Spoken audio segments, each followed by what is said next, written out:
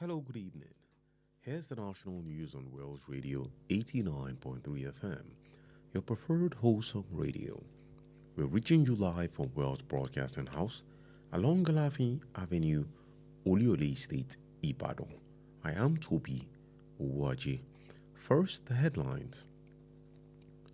President Tinubu appoints new special advisor on House of Reps matters. Federal government raises mortgage ceiling to 85 million naira, targets 2,000 loans annually.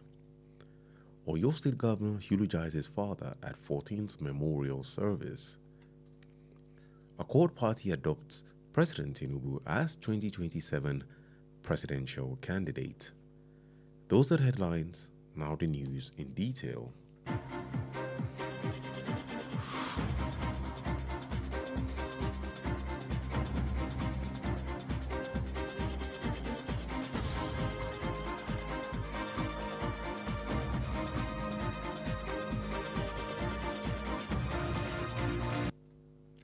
President Bola Tinubu has appointed Wasiu Olarewaju Smart as Special Advisor to the President on National Assembly Matters, House of Representatives.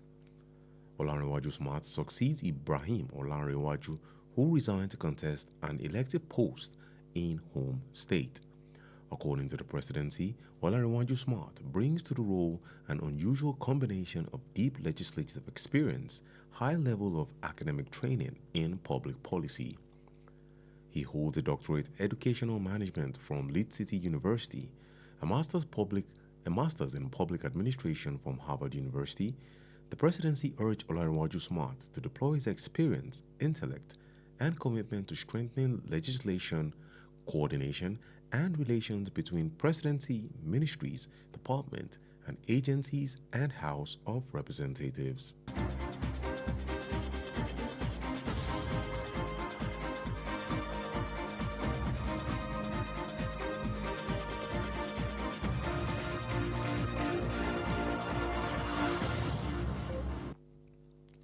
The federal government has raised the ceiling for mortgage loans to 85 million naira as part of efforts to deepen access to housing finance and strengthen regulation in real estate sector. The Minister of Housing and Urban Development, Dr. Mutakwa Rabi Dama, gave the directive during the weekend while presenting a keynote address at the Business Day Real Estate Conference 2026 in Abuja. The new ceiling is expected to enable Federal Mortgage Bank of Nigeria, FMBN, to approve at least 2,000 mortgages annually. It will also allow contributors to the National Housing Fund, NHF, to access up to 25% of their retirement savings account as equity for home ownership. Addressing Nigerians' rising rent burden, Dama said the ministry is proposing a national rent registry, registration of large-scale landlords, stricter enforcement against illegal conversion of residential buildings, and a model tenancy law to protect both landlords and tenants.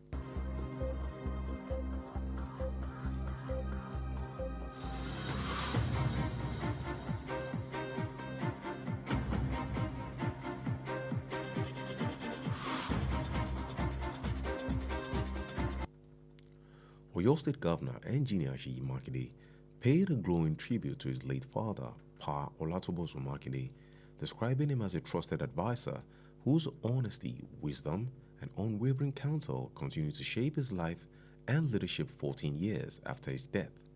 He delivered a eulogy at the 14th memorial service for his father held today at the Cathedral of St. Peter Aremo, Ibadan, reflecting on the enduring influence of the late patriarch and the void his passing left behind. Addressing journalists after the service, Governor Makinde described his father as a mentor and a close friend. In his sermon, the Bishop of Ibadan North Diocese, Most Reverend Williams Aladekunbe, described the late Pa Olatobosun Makinde as a devoted Christian whose dedicated life to serving God, the church, and his community.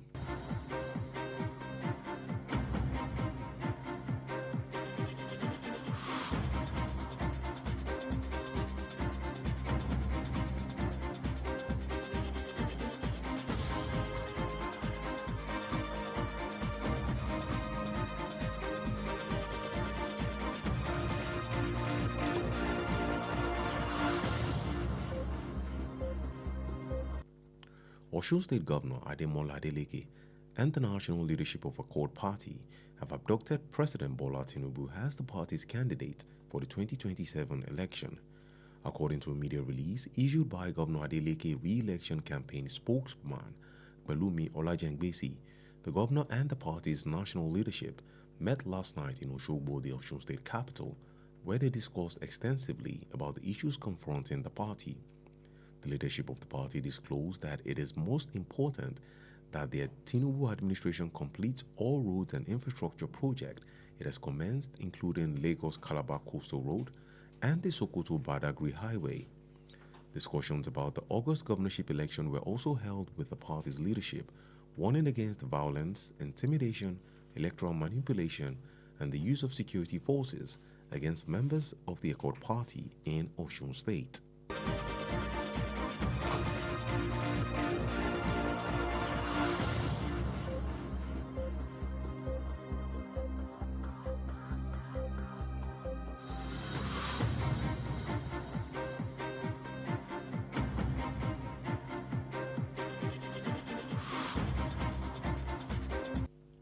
Some suspected hoodlums reportedly stormed the permanent voter card distribution center in Onyolola DC Primary School, Ogogo, Osun State, where officials of the Independent National Electoral Commission (INEC) were distributing permanent voter cards (PVC) and carted away with some of the cards.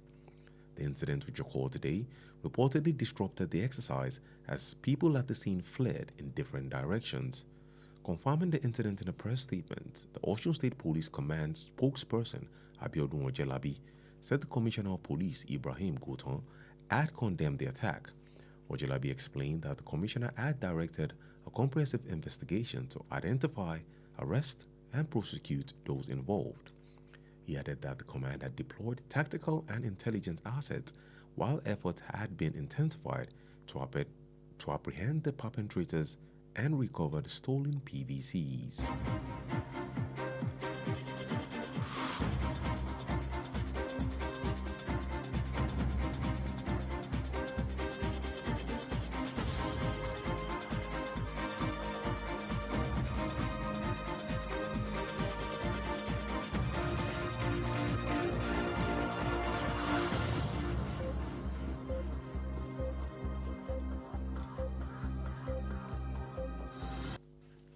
Socio-Economic Rights and Accountability Project (SERAP) has filed a lawsuit against the Nigerian National Petroleum Company (NNPCL) over its failure to explain and account for 211 trillion naira in oil money recorded in its 2023 audited financial statement as sundry receivables and accrued expenses. This was made known in a news release issued by SERAP's Deputy Director Kolawole Oluwadari and made available to newsmen today. According to SERAP, NNPCL reportedly recorded over 211 trillion naira in its 2023 audited financial statement as sundry receivables and accrued expenses without adequately explaining the transactions or providing sufficient information to enable public scrutiny of the funds. In the suit filed last week in the Federal High Court in Abuja, SERAP is seeking an order of mandamus directing and compelling the NNPCL to account for the 211 trillion naira and disclose all documents and information relating to the transactions recorded in its 2023 audited financial statements.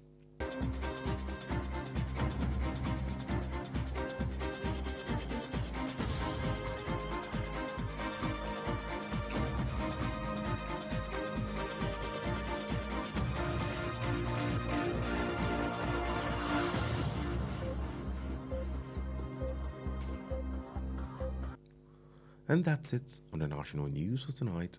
Before we end the news, here are the highlights. President Bola Tinubu appointed Wasiu Olarinwaju Smart as special advisor to the President on National Assembly Matters, House of Representatives.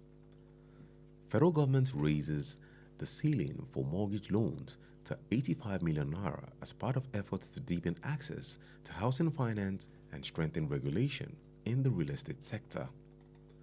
Oyo State Governor Engineer Seyi Makinde paid glowing tribute to his late father, Pa Olatoboso Makinde, describing him as a trusted advisor whose honesty, wisdom, and unwavering counsel continue to shape his life and leadership 14 years after his death.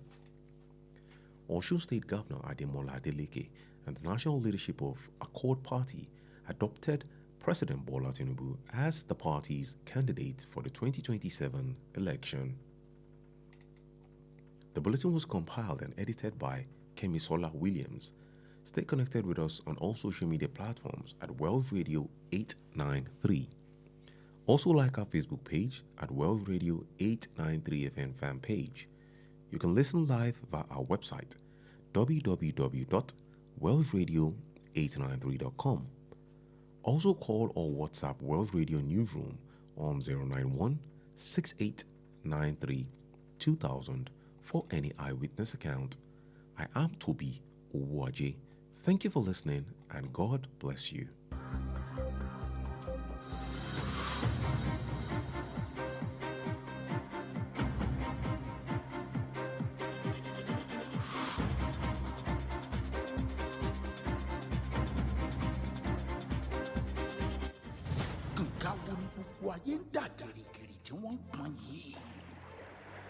West Radio 89.3 FM Kànga Àgbẹ̀màgbẹ̀.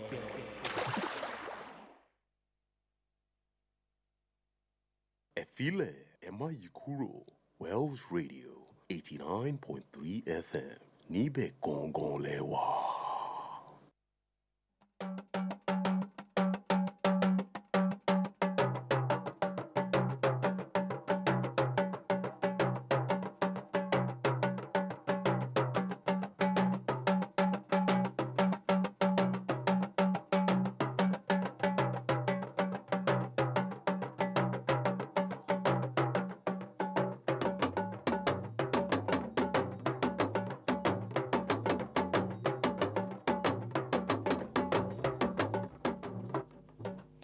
Ẹ káalẹ́ àsìkò ìsinmi òní àkójọpọ̀ ìròyìn lẹ́wà lọ́mú wá fún yín láti ìkànnì Kànga Àgbọ̀nmọ̀gbẹ̀ 89.3 FM eléyìí tí a kalẹ̀ sí òpópónà Aláàfin Avenue Oloyede Estate ńlẹ̀ Ìbàdàn.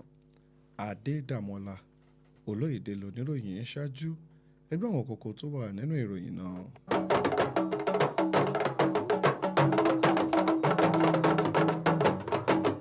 Ààrẹ Tinubu yan olùbádámọ̀ràn pàtàkì tuntun lórí ọ̀rọ̀ tó ní ṣe pẹ̀lú ilé ìgbìmọ̀ aṣojú-ṣòfin.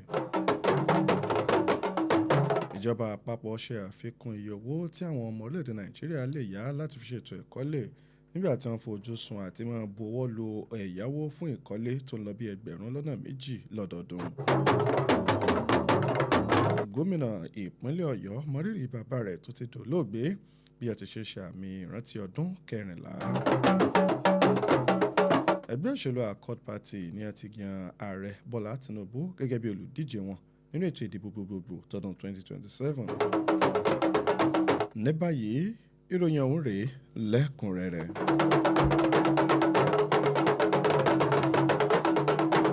Ààrẹ orílẹ̀-èdè wa Nàìjíríà Bọ́lá Tinubu ló ti kéde ìyànsípò kọ Wàsíù Ọlánrewájú Smart gẹ́gẹ́ bí olùbádámọ̀ràn pàtàkì sí ààrẹ lórí ọ̀rọ̀ tó ní ṣe pẹ̀lú ilé ìgbìmọ̀ aṣòfin àti ilé ìgbìmọ̀ aṣojú-ṣòfin. Ọlánrewájú Smart òní àpè yóò máa gba ipò lọ́wọ́ Ibrahim Ọlánrewájú ẹni tí ó kọ̀wé fipò rẹ̀ sílẹ̀ láti díje dupò ní ìlú tí a ti gbé bí. Gẹ́gẹ́ bí iléeṣẹ́ ààrẹ ti ṣe sọ, Ọlánrewájú Smart òní àpè yóò máa láǹfààní àti máa bọ́ sí ipò náà pẹ̀lú àwọn àjọṣepọ̀ ohun tó ti ní gẹ́gẹ́ bí ìrírí pẹ̀lú àwọn tí a pè wọ́n ní òṣìṣẹ́ papọ̀ nílé ìgbìmọ̀ aṣòfin eléyìí tí a pè yóò sì tún máa ṣe àkójọpọ̀ ètò ẹ̀kọ́ àti ìlànà tó ní ṣe pẹ̀lú òye rẹ̀ nínú àwọn nǹkan ìlànà ọ̀rọ̀ ìlú. Gẹ́gẹ́ bí wọ́n ti ṣe sọ, ó jẹ́ ẹni tí ó ní ìmọ̀ àti gba oyè dókítà nínú ẹ̀ka ètò mímọ̀ ṣàkóso ètò ẹ̀kọ́ láti ilé ẹ̀kọ́ Ifáfitì Lead City nígbà tí ó sì tún ní ètò ẹ̀kọ́ àgbà nínú ètò ìṣàkóso àwùjọ láti ilé ẹ̀kọ́ ti Ifáfitì nílẹ̀ òkèta yan Harvard. Iléeṣẹ́ ààrẹ òní wá lọ rọ̀ Ọlánrewájú Smart láti ṣe àmúlò ìrírí rẹ̀, àwọn ọgbọ́n inú rẹ̀ tó ń ti ìfarajìn rẹ̀ sí ètò ìṣàkóso àti àwọn nǹkan tó ní ṣe pẹ̀lú ilé ìgbìmọ̀ aṣòfin tó fi máa jọṣepọ̀ láàrin iléeṣẹ́ ọ̀hún àti iléeṣẹ́ ààrẹ, ẹ̀ka, àjọ àti àwọn iléeṣẹ́ tó jẹ́ ti ìjọba tó ń ti ilé ìgbìmọ̀ aṣojú-ṣòfin.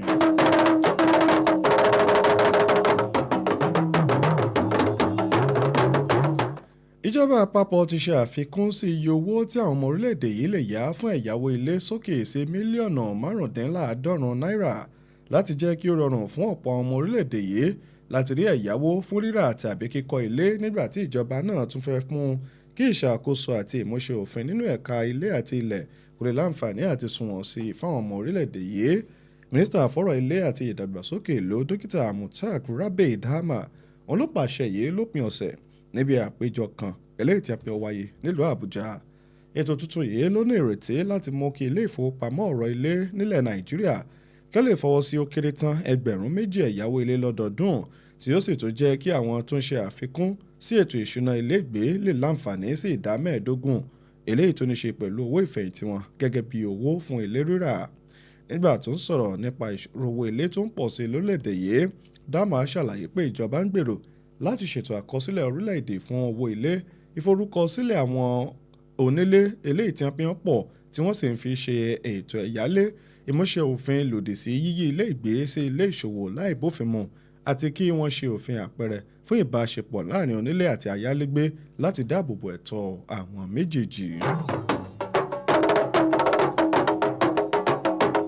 Gómìnà ìpínlẹ̀ Ọ̀yọ́ onímọ̀-ẹ̀rọ Ṣèyí Mákindé ló ti ṣe ìmọrírì sí bàbá rẹ̀ tó ti di olóògbé Pa Ọlátúnbọ̀sún Mákindé, ẹni tó ṣàkàwé gẹ́gẹ́ bí olùdámọ̀ràn pàtàkì tí ètò ìwà òtítọ́, ọgbọ́n inú àti ọ̀rọ̀ ìmọ̀ràn lẹ́nu rẹ̀. Ó ní pé ó ti ṣe ètò ìdarí ayé rẹ̀ gẹ́gẹ́ bí ẹni tí wọ́n ní kò ṣeé máa gbàgbé ní ìgbàkúùgbà pẹ̀lú bí ó ti ṣe lo odidi ọdún 14 láìsí bàbá náà mọ́ pẹ̀lú gómìnà. Ó sọ̀rọ̀ yìí níbi ètò ẹ̀yẹ ìrántí 14 eléyìí tí ó ṣe fún bàbá náà, eléyìí tí ó sì wáyé nílé ìjọsìn Cathedral of St. Peter Aremo nílùú Ìbàdàn, ibi tí wọ́n ti ń ṣe ìmọrírì àwọn ìgbésẹ̀ àti àwọn àlàkalẹ̀ tí bàbá náà ti fi sílẹ̀ tó fi mọ́ ojú òpó tí bàbá wọn fílẹ̀ tí ẹnikẹ́ni kò lè dí láti ìgbà wọn. Nígbà tó ń bá àwọn oníròyìn sọ̀rọ̀ níbi ètò ìsìn náà, gómìnà Mákindé òun ló ṣàkàwé bàbá rẹ̀ gẹ́gẹ́ bí òpó kan ṣoṣo eléyìí tóun tọ̀ àti ọ̀rẹ́ tímọ́tímọ́ tóun kò lè gbàgbé. Nínú ọ̀rọ̀ ìwàásù rẹ̀, ẹ̀ ti ṣe aṣáájú ẹ̀sìn níbi ètò náà bíṣọ̀bù nílẹ̀ Ìbàdàn ìyàn olùṣọ́-àgùntàn Williams Aládékùgbé eléyìí tó ṣàkàwé bàbá náà gẹ́gẹ́ bí ọmọlẹ́yìn Kristi tòótọ́, ẹni tó sì fi ìgbé ayé rẹ̀ sin Ọlọ́run, ìjọ Ọlọ́run àti agbègbè eléyìí tí wọ́n bára wọn.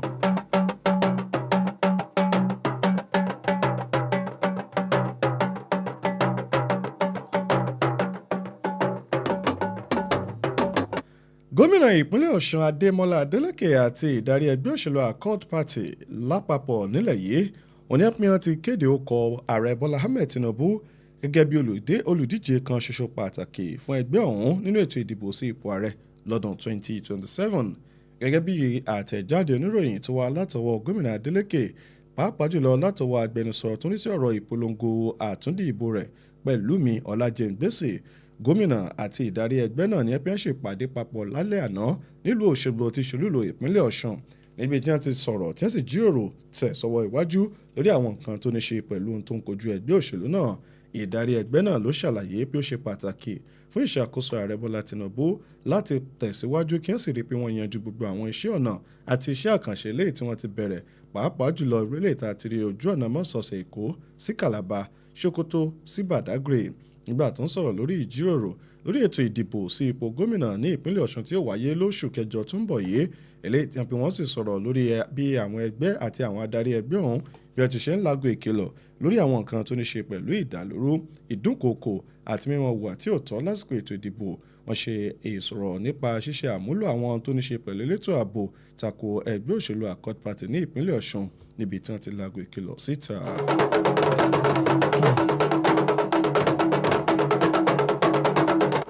Àwọn kan tí wọ́n fura sí gẹ́gẹ́ bí jàǹdùkú níròyìn gbé pé wọ́n ní wọ́n ya bo ibùdó kan tí wọ́n ti bẹ̀rẹ̀ sí ní pín àwọn káàdì ìdìbò alálòpẹ́ ní agbègbè ilé ẹ̀kọ́ ti Oyinlọ́lá ilé ẹ̀kọ́ alákọ̀ọ́bẹ̀rẹ̀ Oyinlọ́lá ní agbègbè Òkùkù ní ìpínlẹ̀ Ọ̀ṣun, níbi tí wọ́n ní àwọn tó jẹ́ òṣìṣẹ́ elétò ìdìbò ilẹ̀ yìí INEC, níbi tí wọ́n ti ń pín káàdì ìdìbò alálòpẹ́ fún àwọn èèyàn, ṣùgbọ́n tí wọ́n ní àwọn èèyàn ibi fàpòsífọ́kọ̀ rí òun ní ẹ̀yàbò bẹ̀ tí wọ́n sì bẹ̀rẹ̀ sí ní kó àwọn káàdì ọ̀hún lọ.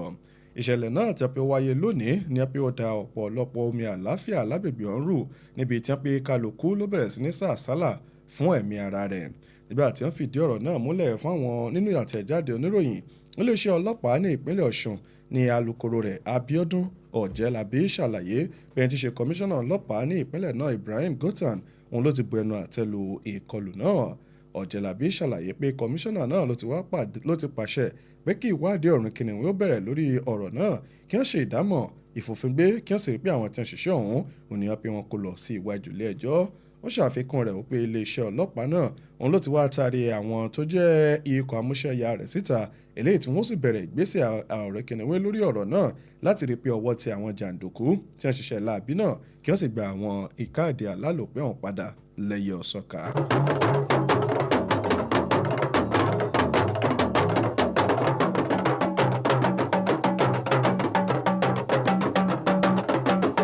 ní ìparí àjọ serap oníyàpẹ́yà ti pe ẹjọ́ tako iléeṣẹ́ epo rọ̀bì ilẹ̀ Nàìjíríà NNPCL lórí ìkùnà rẹ̀ láti ṣàlàyé ìrídí àwọn nǹkan tó ní ṣe pẹ̀lú owó kan tí ń lọ bí tírílíọ̀nù lọ́nà okòólénígba-ó-dín-mẹ́sàn-án eléyìí tí wọ́n jẹ́ owó epo lórílẹ̀‐èdè Nàìjíríà tí wọ́n pé wọ́n ní wọ́n ṣe àkójọ rẹ̀ nínú àwọn nǹkan tó ní ṣe pẹ̀lú ètò àyẹ̀wò owó eléyìí tí wọ́n pé wọn kò lè ṣàlàyé bí wọ́n ti ná àti bí owó ọ̀hún ti ṣe jáde.